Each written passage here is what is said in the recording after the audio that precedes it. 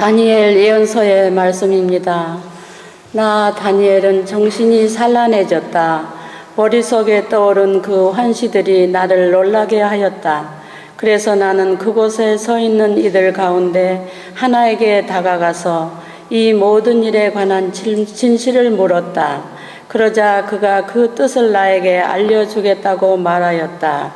그 거대한 4마리 짐승은 이 세상에 일어날 내 임금이다. 그러나 지극히 높으신 분의 거룩한 백성이 그 나라를 이어받아 영원히 영원 무궁히 차지할 것이다.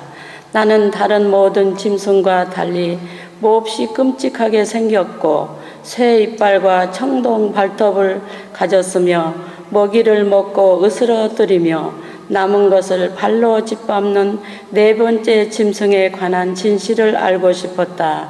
그리고 그 짐승의 머리에 있던 10개의 뿔과 나중에 올라온 또 다른 뿔에 관한 진실도 알고 싶었다. 또 다른 그 뿔 앞에 뿔 3개가 떨어져 나갔다. 그리고 그 뿔은 눈을 가지고 있었고 입도 있어서 거만하게 떠들어대고 있었으며 다른 것들보다 더 커 보였다. 내가 보니 그 뿔은 거룩한 백성과 전쟁을 벌려 그들을 압도하고 있었다. 마침내 연로하신 분께서 오셨다. 그리하여 지극히 높으신 분의 거룩한 백성에게 권리가 되돌려졌다. 이 거룩한 백성이 나라를 차지할 때가 된 것이다. 그 천사가 이렇게 말하였다. 4번째 짐승은 이 세상에 생겨날 4번째 나라이다. 그 어느 나라와도 다른 이 나라는 온 세상을 집어삼키고 짓밟으며 으스러뜨리리라. 뿔 10개는 이 나라에서 일어날 임금이다.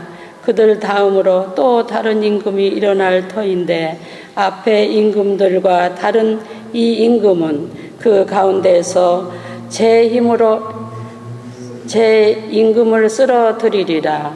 그는 가장 높으신 분을 거슬러 떠들어대고 지극히 높으신 분의 거룩한 백성을 괴롭게 하며 축제일과 법마저 바꾸려고 하리라.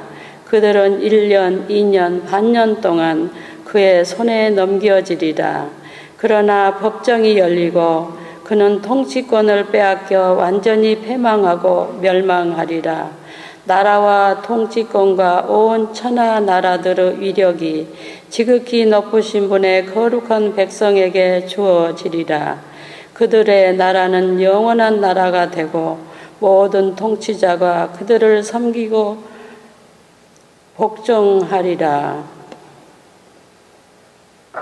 주님의 말씀입니다. 주님께서 여러분과 함께 루카가 전한 거룩한 복음입니다.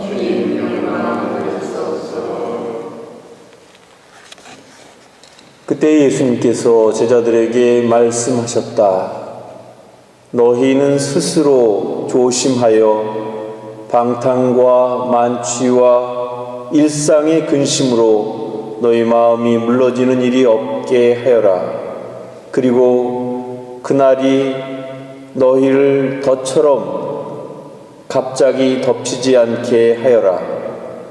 그날은 온 땅 위에 사는 모든 사람에게 들이닥칠 것이다. 너희는 앞으로 일어날 이 모든 일에서 벗어나 사람의 아들 앞에 설 수 있는 힘을 지니도록 늘 깨어 기도하여라.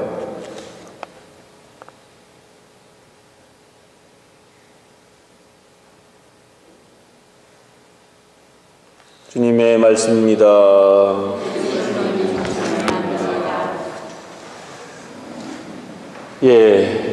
오늘이 교회 전례력으로는 마지막 날입니다. 내일부터 이제 대림이 다시 시작되고 한 해를 마감하는 오늘 이 아침, 이 시간에 우리는 참으로 좋은 또 명심해야 할 복음의 말씀을 우리가 듣게 됩니다. 너희는 스스로 조심하여 방탕과 만취와 일상의 근심으로 마음이 물러지는 일이 없도록 하여라. 그런 이야기입니다. 글쎄요, 올 한 해를 살면서 우리가 혹시 방탕한 적은 없었는지, 방탕하다는 게 어떤 것 방탕하다 그래요? 잘 모르겠어요.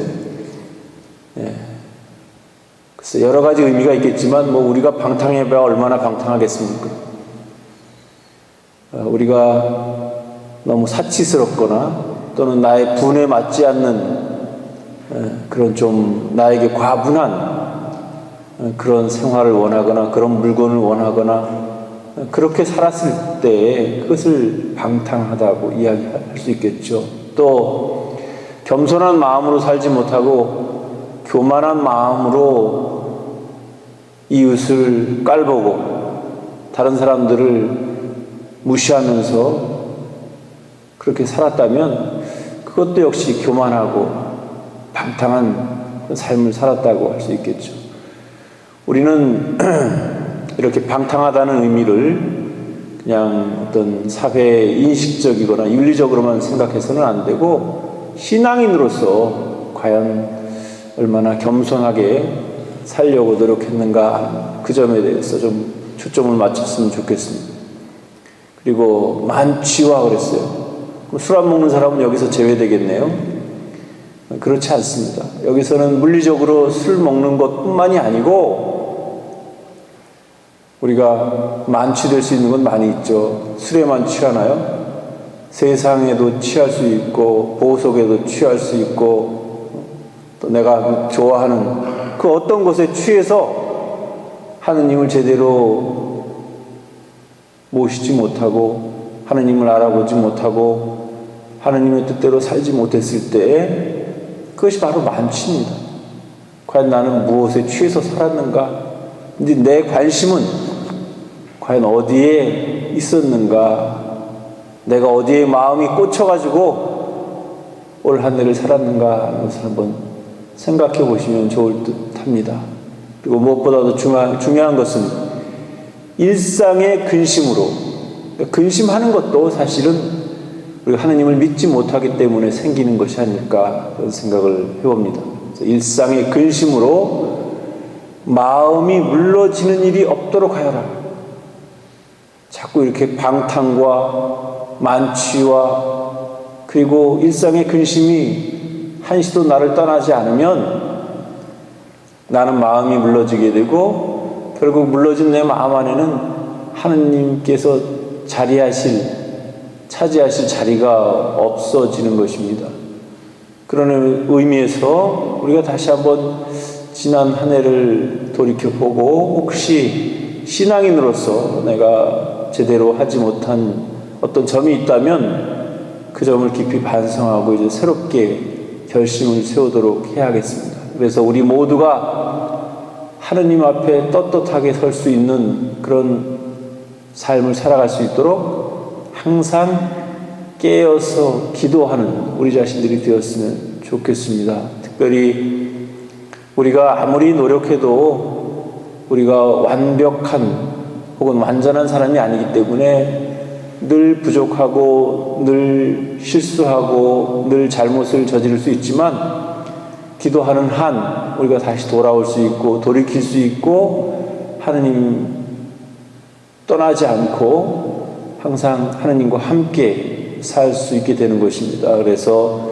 항상 깨어서 기도해야 한다는 이 말씀은 정말 부족한 우리가 스스로의 힘으로써 살아가기 너무 벅차고 힘들기 때문에 늘 기도하는 마음으로 기도하면서 하느님과 함께 하느님과 더불어 이 세상을 살아가는 그런 지혜로운 신앙인이 되었으면 좋겠습니다.